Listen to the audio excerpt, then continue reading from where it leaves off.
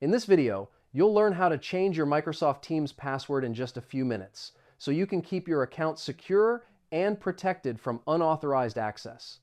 First, open your browser and go to account.microsoft.com. Sign in with the email address linked to your Microsoft Teams account. Note that Teams uses your Microsoft 365 password, so this is where you'll change it. Next, click on the Security tab in the top menu.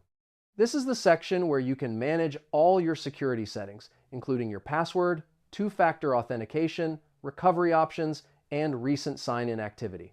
Now, click on Change Password under the Password section. Microsoft will ask you to verify your identity by sending a security code to your registered email or phone number to confirm it's really you. After that, enter the verification code you received. Once verified, you'll be prompted to enter your current password followed by your new password.